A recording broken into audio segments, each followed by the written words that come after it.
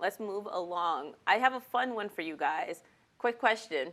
Is cross country getting soft? Are they getting soft? So this weekend, just for context, everyone, the FloTrack crew was debating whether or not cross country was losing its toughness edge. Traditionally, we all know cross country has been about embracing mud, cold, sleet, snow, wind, just undesirable conditions that really adds to the identity of cross country and the grittiness and the mud and all of that good stuff. But recently, more meets have been like modifying or postponing or even canceling certain races due to weather conditions. So again, I'm here to raise questions today. Are we prioritizing performance conditions over the sport's gritty identity, or is this simply just better athlete care in the modern era? Chrissy, you want to go? Listen. I know John has something to say. John is so upset. Okay, so from what I understand, the pushing it earlier for pre-nats was because there are going to be thunderstorms. So I understand if that's athlete safety, but yes, I do feel like we're prioritizing fast times over the grit of the sport, and it's that's what track is for. If you want to go run a fast time, go run track. But I do feel like our cross country courses are turning into track races. Now, understand, I may be a little jaded saying this because I feel like I always thrived in courses that aren't designed to run fast and it's designed to kind of be tougher. I feel like I have better races and fare better against the competition when there is that mental component element of it. But when conditions are perfect and you're able to as close to fully show your fitness, and capitalize on strengths, I kind of go down the rank. You know what I mean? I might not be as fit or as fast as some of my competition, but I think I can be a little mentally tougher. And so now these current races, I feel like they're catered to people who hey, let's actually show your fitness. And so I'm defensive of myself and people like me, where I'm wait, let's get the mental component into it, for cross country. I feel my favorite courses are the ones that are muddy and are a little challenging and you're not worried about splits or whatever. Yeah, I don't know. I feel because you see on the track too, this is, I'll try and end this pretty quickly because I'll go down this whole, little side rant about it. But yeah, you see on the track and it's everything is set up for records and pacing. And I'm just let the race play out. Not every race has to be a world record attempt, but that's, yeah, I think I want to stop there. It's okay. You can use the platform, Chrissy. I'll keep going, but this is a ranking show. This is not Chrissy's takes on pacing. I think, so in defense of, so first of all, I'm going to defend them a little bit. Like you said, Chrissy, if there was thunderstorms, obviously we want to protect the athletes. Yeah. We want to make sure the race is good.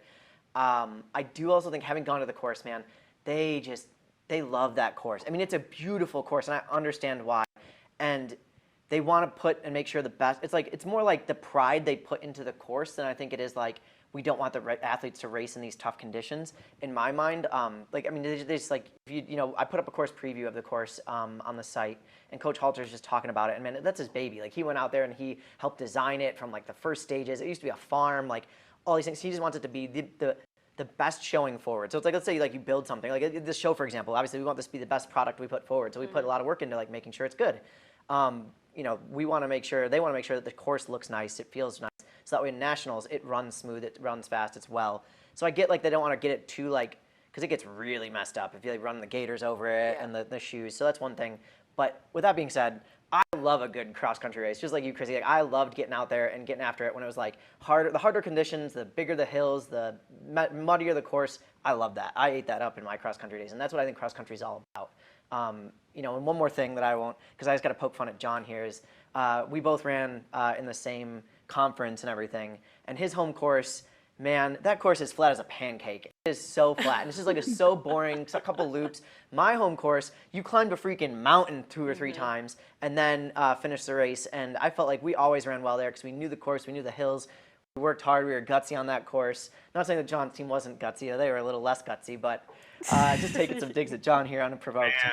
But yeah, you know what I mean? It's just that's cross country. The hills, the grit, the mud, not that flat, fast track stuff, personally. Okay. John? Listen, I'm heated. I am heated right now. Catching strays. I got a couple of things. Number one, I agree with Chrissy on 99% of the things she said. Let's throw away pace lights. I know we're not talking about track, but I think pace lights are the dumbest thing in track and field history. Like, I don't know who thought they would be a good idea. They're the worst idea I've ever heard of. Back to cross country. Brian is, he's right. My course is flat. However, and Brian, you can agree with me on this, or you can disagree with me on this. There are some years in northern PA where it rains every day of the week for 4 months straight, right? And so, muddy. Yeah, Lock Haven's flat, it's fast. However, that course gets muddy, and we didn't cancel meets because it was raining, right? We raced in the rain, we raced in the mud, and that elbow by the goat farm, that would get muddy. And so, completely irrelevant. I just needed to shoot back at Brian real quick, but the Europeans, they make fun of us because our cross-country courses are too easy. And you know what? Sometimes I want to get defensive and defend our American runners, but then I have to look in the mirror and say, you know what? They're right, because what are we doing? These courses, they are manicured. They're literally on golf courses and just rolled with, a roller, whatever you want to call them. We are so soft. And Christy's right. If we want to run track, run track. If you're scared about your athletes getting injured, okay. They can run the track season and not have to worry about that all year. But I want tough cross country. I want nationals to be a mud fest. I want it to be in 20-degree weather with snow coming down.